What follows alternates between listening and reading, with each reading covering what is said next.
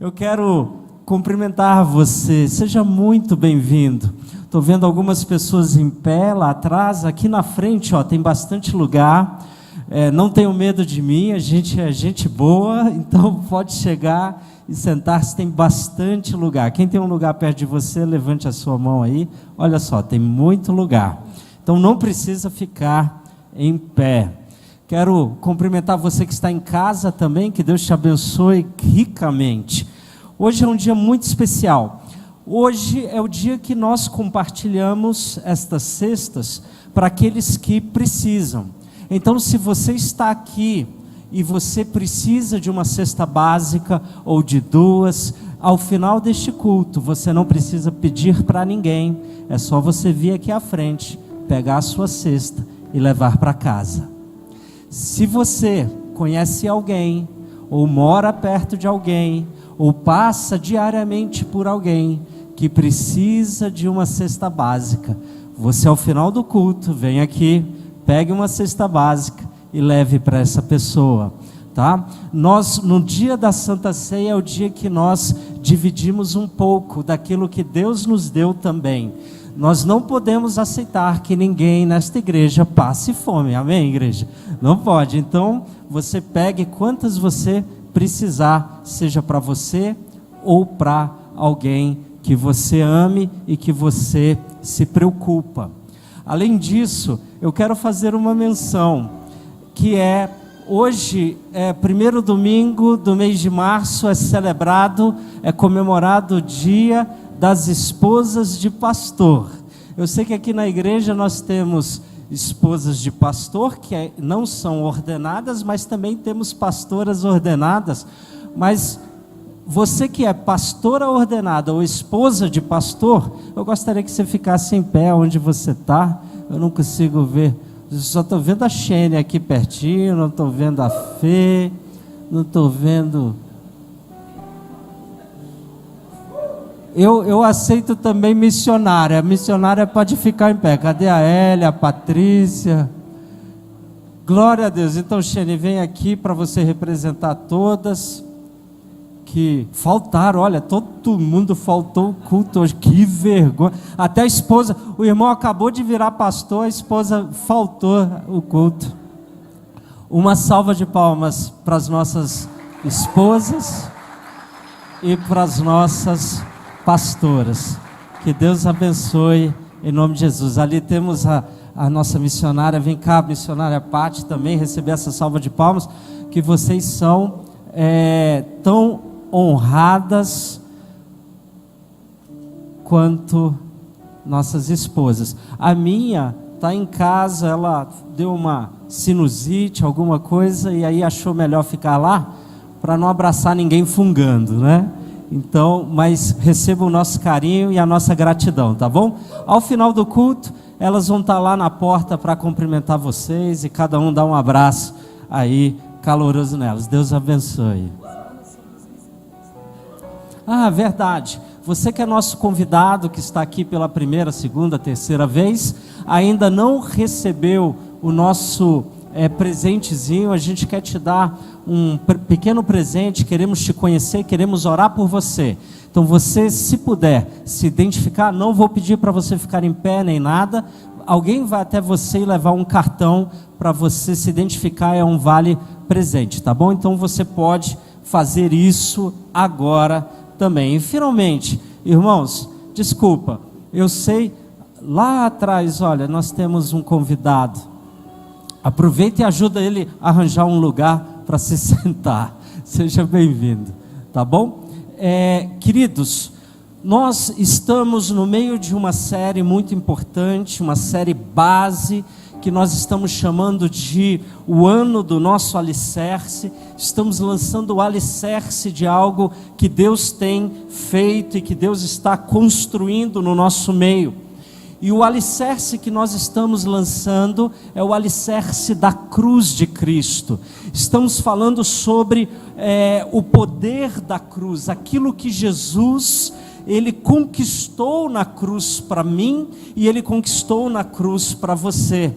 eu trouxe um esquema onde eu apresento 3, e na verdade hoje nós já vamos apresentar a 4ª razão pela qual Deus teria que morrer.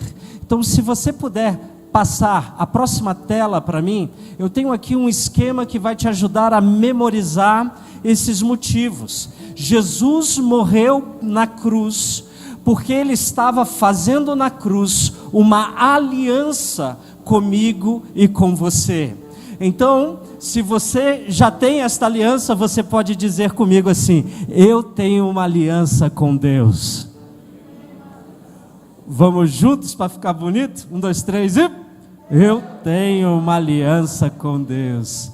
A segunda razão que nós vimos que Jesus morreu na cruz é porque Ele estava promovendo a paz, Ele estava reconciliando a criatura dele com Ele, consigo mesmo. Ele estava nos tornando amigos de Deus. Então, se você já se apropriou desta verdade, você pode repetir comigo que eu sou um amigo de Deus. Vamos juntos? 1, 2, 3 e... eu sou um amigo de Deus.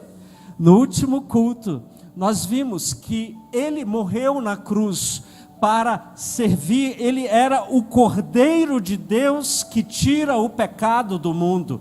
Ele morreu na cruz para que eu e você tivéssemos perdão pelos nossos pecados. Então diga comigo: eu fui perdoado na cruz. Glória a Jesus, eu tenho uma aliança com Deus, eu sou amigo de Jesus, eu fui perdoado por Deus. E hoje nós vamos falar de um tema tão importante, que é a justiça de Deus, porque Jesus morreu na cruz para me tornar justiça de Deus. E ser justiça de Deus é mais do que ser declarado justo diante do Pai, é mais do que ser considerado justo, mas Ele nos dá o poder de viver em justiça aqui na terra também. Jesus morreu para que eu me tornasse a justiça de Deus. Na segunda carta de Paulo aos Coríntios, leia comigo, segunda carta de Paulo aos Coríntios, no capítulo 5, no versículo 21, nós lemos que Deus tornou pecado por nós. Deus se fez pecado por nós, aquele que não tinha pecado. Deus tornou pecado por nós aquele que não tinha pecado, para que nele nos tornássemos justiça de Deus. Eu preciso que você entenda que ter alguma coisa é diferente de ser alguma coisa. Ter justiça é diferente de ser justiça de Deus. Você não só tem você não apenas tem uma justificação, você se tornou a justiça de Deus, e você agora anda em justiça, porque nós temos um advogado junto ao Pai, que Ele é o nosso justificador perante Deus. Quando falamos sobre justiça, queridos, nós precisamos entender que Deus é um Deus santo, que Ele habita no meio de um lugar santo, onde não há mal, onde não há pecado. Então pense comigo, quando você pensa sobre o céu, sobre o paraíso, quando você pensa sobre um lugar aonde existe a graça, onde Deus habita, onde há o Todo-Poderoso, o amor de Deus se habita, eu pergunto para você, você consegue imaginar neste lugar a possibilidade de existir, por exemplo, assassinatos neste lugar? Pode existir mentira neste lugar? Pode existir adultério neste lugar onde Deus habita? Pode existir adultério, pode existir traição, pode existir roubo, corrupção, pode existir concupiscência e todo tipo de lascívia. Será que pode existir? Imagine, pense no Deus, pense em Deus, no Deus Criador, no Deus amoroso, bondoso. Pense em Deus e pensa no lugar da habitação dEle. Se você respondeu não para estas perguntas que eu faço, então não por conta agora da justiça de Deus, mas pela sua própria justiça, você há de concordar comigo, que nem eu, nem você merecíamos estar lá.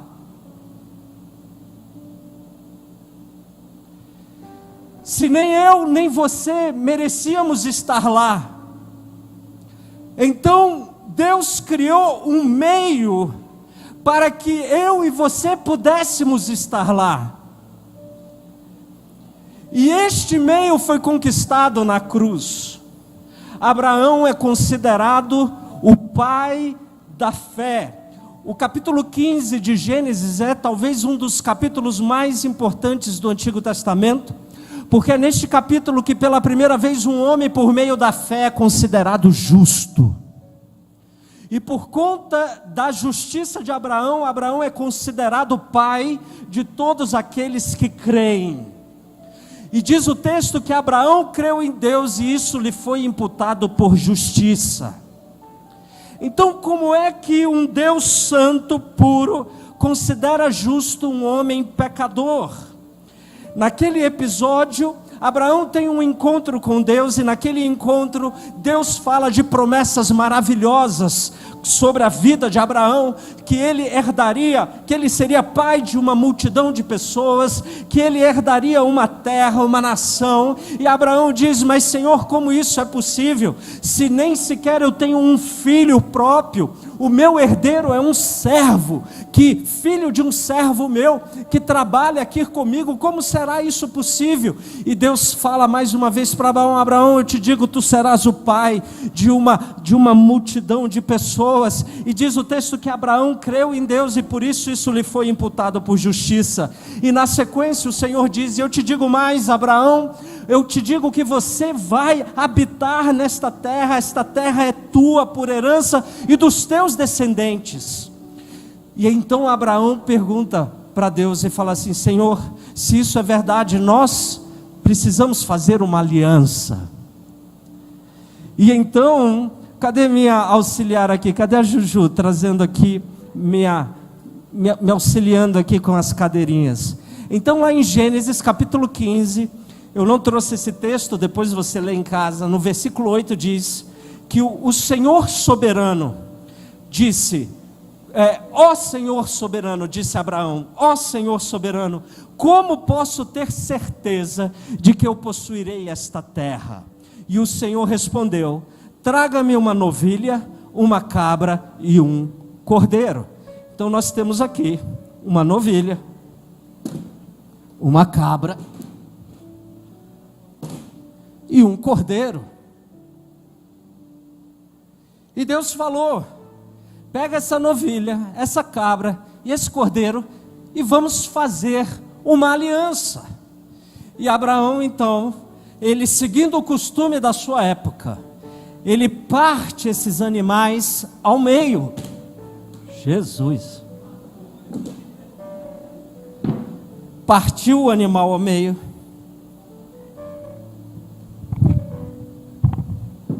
Isso mesmo, não era fácil partir o animal, não. Ele parte o animal ao meio.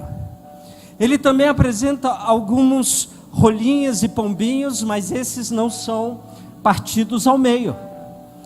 E então, o que está acontecendo aqui? Querido, você precisa entender que nós estamos numa cultura de semi-analfabetos. Praticamente quase ninguém lê ou escreve. A escrita foi inventada lá pelos sumérios em 3000 antes de Cristo, mas pouquíssimas pessoas sabiam aqueles símbolos cuneiformes, aquela escrita difícil. Abraão está no ano 2000 antes de Cristo, e ali os contratos, como eles eram celebrados? Não tinha cartório e nem tinha imprensa para você imprimir, assinar, registrar num cartório, não existia nada disso. Então eles simbolizavam. Se tinha duas partes, vem cá, pastor Bruno, nós vamos fazer uma aliança e um contrato nas modos antigos da época de Abraão. Você me vende aquela propriedade? Vende? Então está aqui. Vamos pegar os animais, partir ao meio, e eu passo por eles a outra parte passa por eles, e nós estamos dizendo, diante de Deus e das testemunhas, que se eu não cumprir com a minha parte, ou se ele não cumprir com a parte dele, assim como nós fizemos com esses animais, eu posso fazer com você e você pode fazer comigo. Partir ao meio. É melhor o cartório, não é? Mas, obrigado. Mas é isso que está acontecendo aqui. Eles estavam fazendo uma aliança. Abraão parte os animais. E diz o texto que algumas aves de rapina vieram sobre a carcaça dos animais e Abraão ficava espantando as aves de rapina. Mas no meio da noite, Abraão cai num sono profundo e trevas vêm sobre aquele ambiente. E então logo pela manhã cedo acontece algo extraordinário. Em Gênesis capítulo 15, verso 12 diz que enquanto o sol se punha, Abraão caiu num sonho profundo e uma escuridão apavorante descia sobre ele. Deus sabia que Abraão não seria capaz de cumprir com a parte dele. Deus sabia que Abraão não era justo o suficiente para cumprir com a sua palavra. Então Deus faz Abraão pegar no sono. E a maravilha é que Deus passa 2 vezes por este ambiente. Ele passa uma vez como uma labareda de fogo, e passa uma segunda vez como uma tocha acesa. O Senhor passou por Abraão, o Senhor passou por ele, e passou por Abraão, e assim, ele estava cumprindo a justiça. Ele sabia o seguinte: olha filho, eu te amo tanto, eu sei que cedo ou tarde você não vai se manter tão fiel assim, mas eu sou fiel por nós dois, e eu te amo tanto que eu passo por mim e passo por você. Quer ver isso? Gênesis 15, a partir do verso 17, esse texto eu trouxe, por favor, pode projetar para mim. Gênesis 15 diz que quando o sol se pôs e veio a escuridão, Abraão viu um fogareiro fumegante e uma tocha ardente passarem por entre as metades das carcaças. Eu até procurei uma imagem que exemplificasse isso. Coloca aí, Lelê, para mim, esse desenho dessa imagem. Então, o que aconteceu é que Abraão está despertando, e então uma labareda passa e uma tocha ardente passa. Deus não pode simplesmente abrir as portas do céu, ou simplesmente nos entregar tudo o que Ele deseja nos entregar. Sendo um Deus santo, é necessário que algo pague pela justiça de Deus, algo me justifique diante de Deus. E esse algo não pode ser, não poderia ser eu, porque eu não sou perfeito, eu sou impuro. Deveria ser alguém justo, que morresse ou que pagasse as consequências dos meus erros, para que eu me tornasse justo diante de Deus. Deus não pode violar o seu padrão de justiça. E Deus, então, Ele... a pergunta que geralmente me fazem é: pastor, como pode um Deus amoroso punir os pecadores? Como pode um Deus de amor trazer juízo sobre a sua criatura? A resposta é porque Ele é um Deus de justiça também. Ele é um Deus de amor, mas é um Deus de justiça. E o seu padrão de justiça não permite que assassinato, adultério, que violência verbal, emocional, que todo tipo de miséria, de humilhação, de palavras torpes, de mentira, de egoísmo, Ele não pode permitir que estas coisas entrem no céu santo dEle. Não pode. E então o que Ele faz? Ele envia seu Filho, para que por meio do sangue de Jesus derramado naquela cruz, Ele passasse no meu lugar, pelo vale da morte, pelo corredor da morte, eu não seria capaz, a minha palavra não seria suficiente, mas a palavra de Jesus foi suficiente. Jesus carregou a penalidade para que eu me fosse considerado justo diante de Deus. Qual o poder da cruz? A cruz me justificou. Agora eu sou a justiça de Deus. Agora, quando Deus olha para mim e para você, Ele olha com um cobertor de sangue nos lavando, nos banhando. A graça, a misericórdia, a bondade de Deus está sobre as nossas vidas. Em Romanos 5, versículo 18, diz assim, acompanhem comigo, Romanos 5, versículo 18 diz: assim como uma só transgressão resultou na condenação de todos os homens, assim também um só ato de justiça resultou na justificação que traz vida a todos os homens. Jesus é o nosso substituto. Ele passou pelo corredor da morte no meu lugar. Se sabemos que não somos perfeitos, então também sabemos que não somos justos. Então, para entrar no padrão de santidade do céu, a nossa justiça precisa vir de alguém melhor do que eu e melhor do que você, mais santo do que eu e mais santo do que você. E é por isso que Paulo, escrevendo aos Gálatas no capítulo 3, ele diz: Cristo nos resgatou da maldição, tomando sobre si a maldição pelas minhas ofensas. Ele me resgatou da maldição, quando Ele tomou sobre si a maldição pelas minhas ofensas. O profeta Isaías disse, ele foi afligido e aflito, mas Ele foi afligido pelos meus pecados. O castigo que me traz a paz estava sobre Jesus, e pelas suas pisaduras eu fui sarado. Pelo castigo que Ele levou, pelos açoites que Ele levou, eu estava sendo curado. Ele morreu, Ele passou pelo corredor da morte em meu lugar. O Pai não matou o seu Filho na cruz. Você matou. Eu matei. Foi pelos meus pecados. Foi porque eu não tinha o padrão de justiça para chegar à glória. Eu não tinha o padrão de justiça para estar diante do meu Pai. Então a culpa foi minha.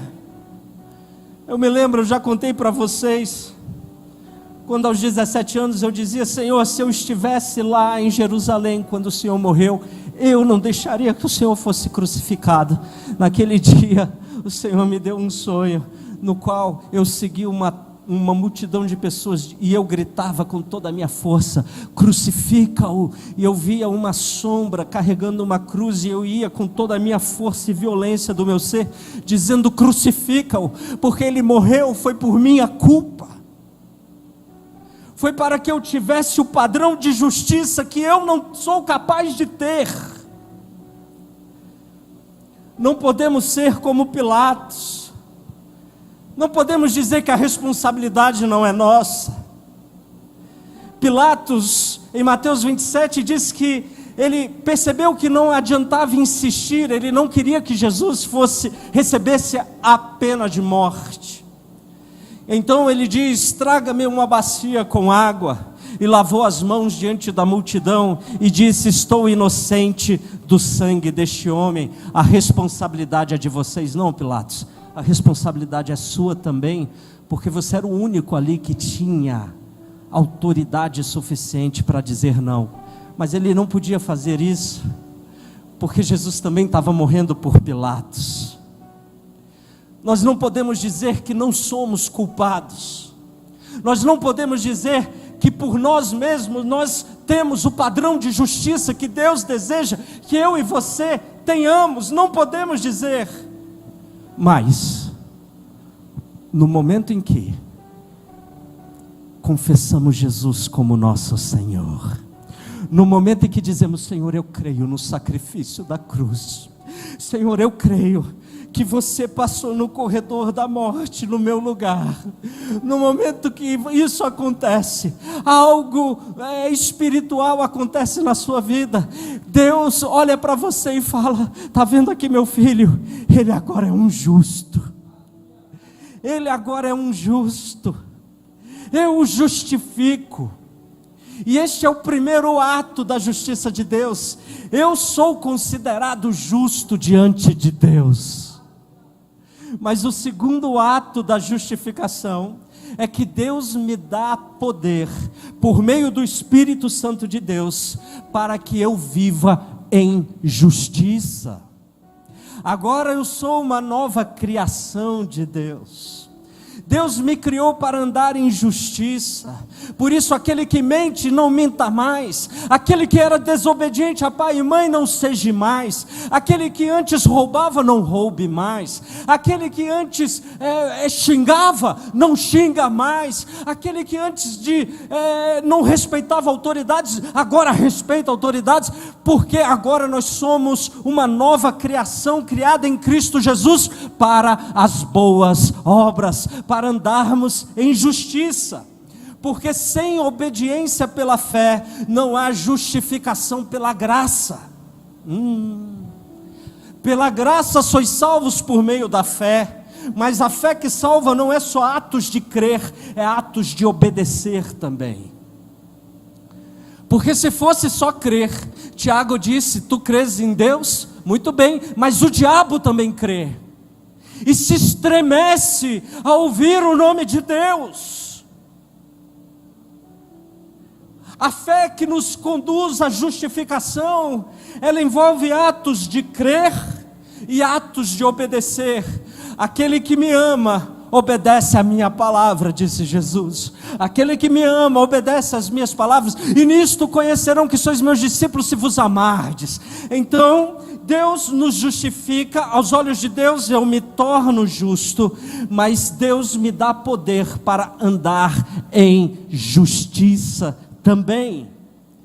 A fidelidade de Deus em passar por meu lugar clama pela minha e pela sua fidelidade. A justiça de Deus nos muda de dentro para fora. E por causa do poder que agora habita em mim, eu me torno a justiça de Deus. Eu não só tenho, eu sou a justiça de Deus. Que tremendo, que poderoso. O Espírito Santo vivendo em nós, nos dá tudo o que precisamos, tudo o que é necessário para ter uma vida justa. Veja, se Jesus não tivesse morrido, eu não teria livre acesso ao Pai, não seríamos capazes de nos aproximar do trono da graça com confiança, eu não teria liberdade para falar com Deus e ouvir a sua voz, nós ministraríamos sem vida, não teríamos o Espírito Santo, seríamos excluídos e expulsos do céu. Mas a transformação divina acontece instantaneamente e progressivamente. A santificação é tanto um ato instantâneo. Deus me faz santo, mas Deus me dá o poder de, em um processo de discipulado, eu buscar a santificação e me tornar a cada dia mais parecido com Jesus. Segundo aos Tessalonicenses capítulo 2, versículo 13, diz: quanto a nós, não podemos deixar de dar graças a Deus por vocês, irmãos amados pelo Senhor. Somos sempre gratos, porque Deus os escolheu para estarem entre os primeiros a receber a salvação por meio do Espírito, que os torna santos pela fé na verdade. O Espírito em nós inicia em nós um processo de santificação, mas no momento que eu recebo a Jesus, eu já sou considerado santo aos olhos dele, porque ele me justificou no momento em que passou no meu lugar pelo corredor da morte. E agora que seguimos a Jesus, como nós vivemos? Carregando a nossa própria cruz. O que isso significa? Não significa que Deus vai... Às vezes eu vejo alguns crentes, parece que Deus é padrasto, não é pai. Assim, a pessoa fala assim: não, a minha cruz é, sei lá, essa doença que Deus me deu, foi Deus que me deu a doença, eu vou carregar a minha cruz, que é a minha doença. Ah, minha cruz, esse meu chefe é minha cruz, é minha cruz. Só, queridos, cruz é um lugar de morte. Por que eu preciso carregar a minha cruz? Porque eu estou morrendo diariamente para viver uma nova vida. Então eu estou vivendo, andando com a minha cruz, e de repente eu minto. Eu falo: ah, meu Deus, o Espírito Santo em mim gera dor. Eu falo: ah, meu Deus, eu preciso crucificar essa mentira. Então eu derrubo a minha cruz e pego a minha mentira, pego um prego e prego naquela cruz a minha mentira, e morro, para que eu não minta mais.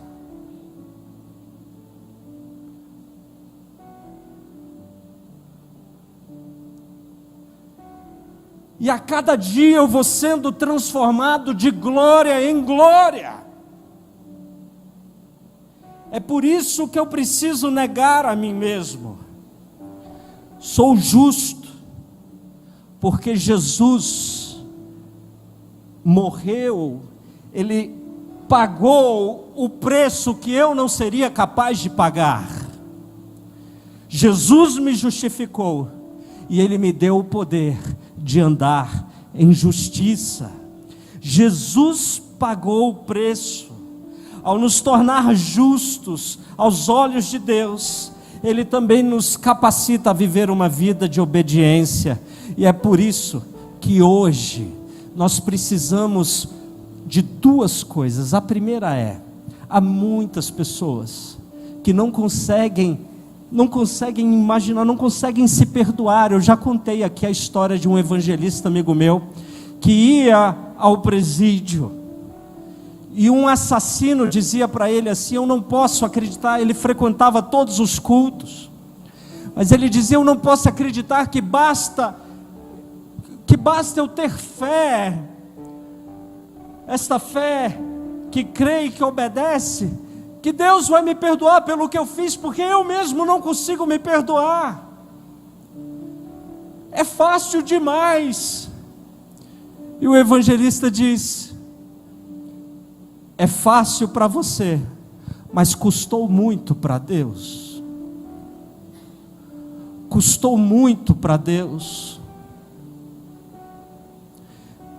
E há muitas pessoas que não entendem que Deus fez Abraão dormir e passou 2 vezes por aquela aliança, para que Abraão não precisasse quebrar com a sua palavra. Deus passou no lugar de Abraão, e foi isso que Jesus fez por você.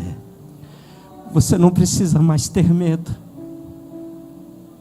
Você não precisa mais ter medo de se apresentar diante de Deus. Você fala assim: pastor, mas eu não sou perfeito. Pastor, eu luto contra meus vícios, meus maus hábitos. Eu ainda luto contra a pornografia. Senhor, eu luto contra a mentira. Senhor, eu não consigo viver, eu não aguento aquela pessoa. Senhor, eu nem sequer aguento olhar para fulano ou para Beltrano. Eu sou mau demais. Então, você precisa entender que você é justo porque Jesus te justificou, mas Jesus também quer te dar o poder de se livrar deste pecado, para que você se torne cada vez mais parecido com Cristo. Ele quer te ajudar a crucificar este pecado na cruz do Calvário. Ele quer te dar graça, libertação e salvação, e é isso, e é por isso que nós vamos orar hoje à noite. Nós vamos crucificar ao nosso velho homem, nós vamos entregar e morrer para nós mesmos, morrer para a nossa própria vontade, para que Cristo nasça através de mim e nasça através de você, até que a nossa luz se torne perfeita, como perfeito é o nosso Pai que está nos céus. E é por isso que eu te chamo em nome de Jesus Cristo, para você crucificar aquilo que precisa ser crucificado na sua vida. Você pode começar a sair do seu lugar e entregar neste altar aquilo que Deus está te falando ao seu coração. Às vezes é a falta de um perdão, às vezes é a falta, você não consegue mais, você sente uma culpa. Às vezes é algo que você fez lá no seu passado, mas que ainda te atormenta. Jesus passou pelo corredor da morte em seu lugar. Você não pode ficar parado, porque a palavra de Deus diz: se hoje ouvirdes a sua voz, não endureçais o vosso coração. Se hoje ouvirdes a voz do Espírito Santo, pode vir, meu irmão, pode vir em nome de Jesus. Isso, feche os seus olhinhos, pode começar a orar. Então nós vamos ministrar em nome de Jesus vida, e vida em abundante, agora entre você e Deus. Nossos intercessores podem, se quiser, ministrar também, ajudar nossos irmãos, mas não saia daqui do mesmo jeito que você entrou, não saia daqui da mesma forma, não saia daqui com culpa sobre os seus ombros, com culpa sobre a sua vida. É hora de deixar nos pés da cruz toda a culpa, porque Jesus passou pelo corredor da morte por você. Jesus passou e Ele fez aquilo que você mesmo não seria capaz de fazer, para que você tivesse paz, para que você tivesse vida, para que você tivesse alegria no seu coração. O Senhor quer te dar paz em nome de Jesus.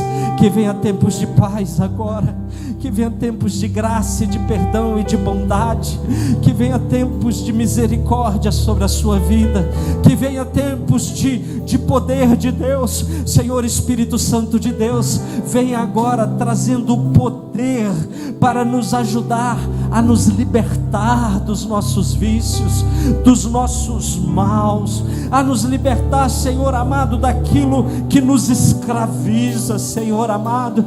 Deus, a tua cruz tem poder, há poder no sangue de Jesus, há poder no nome de Jesus, e pelo nome do Senhor Jesus eu digo: seja livre, seja livre, em nome de Jesus. Qualquer espírito atormentador que dia e noite te acusa e lança mentiras sobre os seus ouvidos, em nome de Jesus, nós os amarramos agora, e nós os expulsamos pelo poder do Espírito Santo. Em nome de Jesus, venha vida sobre você, venha vida sobre você, vida em abundante, vida em abundante.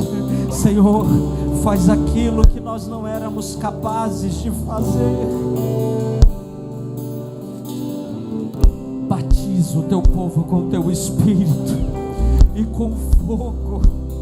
E neste altar agora nós crucificamos a nós mesmos, a nossa carne, a nossa vontade, em nome do Senhor Jesus. Meu Deus, ainda há tempo. Se hoje ouvirdes a sua voz, não endureçais o vosso coração. O Senhor está aqui, os anjos do Senhor estão aqui, a glória do Senhor está aqui.